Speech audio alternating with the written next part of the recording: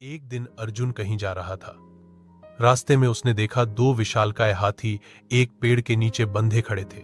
उनके पैरों में बस एक पतली सी रस्सी बंधी हुई, इतनी पतली कि एक झटके में टूट जाए। फिर भी वे हिल भी नहीं रहे थे, न भागने की कोशिश, न ताकत दिखाने का जज्बा, बस चुपचाप स्थिर खड़े थे। अर्जुन ये देख बहुत आश्चर्य में आ गया और बोला, ये इतने विशाल शक्तिशाली हाथी और बस एक मामूली रस्सी से बंधे हैं, क्यों ये बाहर भागने की कोशिश भी नहीं करते? उसने पेड़ों के पास मालिक से पूछा, भैया, इतने बड़े हाथी और बस इतनी कमजोर रस्सी में बंधे हैं, ये भागते क्यों नहीं? क्या आपने इन पर कोई जादू किया है? मालिक मुस्कुराया और बोला, जब ये छोटे थे तब इन्हें यही रस्सी बांधता था। तब ये बहुत छटपटाते, भागने की कोशिश करते, मगर रस्सी नहीं टूटती थी। और अब धीरे धीरे इन्हें यकीन हो गया कि ये कभी इस रस्सी को तोड़ ही नहीं सकते। मालिक बोला, अब तो मैं यदि ये रस्सी सिर्फ इनके पैरों में हल्की लपेट भी दूं तो ये मान जाते हैं कि उन्हें किसी भारी जंजीर से बांधा गया है और वे अब इससे निकल नहीं सकते। अर्जुन, जिसे उसके अपने गांव वाले और रिश्तेदार निकम्मा समझते थे, ये सुनते ही उसके भीतर जैसे बिजली सी कौंध गई।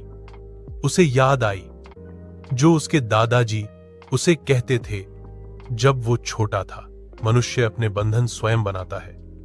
अगर तुम मान लो कि तुम नहीं कर सकते तो तुम सचमुच कभी नहीं कर पाओगे। लोग हमेशा तुम्हारा हौसला तोड़ेंगे।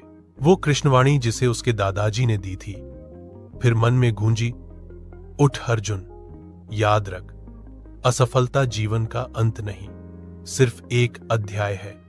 लगातार प्रयास से ही सफलता को पा सकते हैं।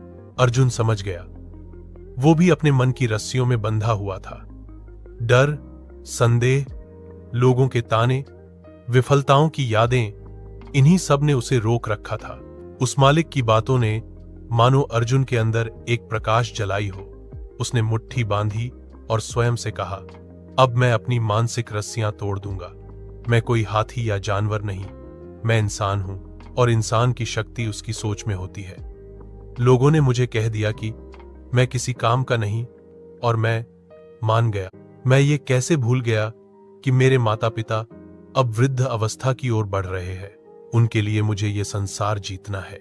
याद रखिए, अगर कोई पुरानी असफलता, डर या किसी का कहा आज भी आपको रोक रहा है तो वह रस्सी हकीकत नहीं, सिर्फ आपका वहम है।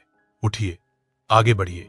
आपने जो सपने देखे थे, ये संसार आपके मेहनत को नहीं अनदेखा कर सकती। हम इस प्रेरक कथा के लिए लेखक जी का आभार मानते हैं।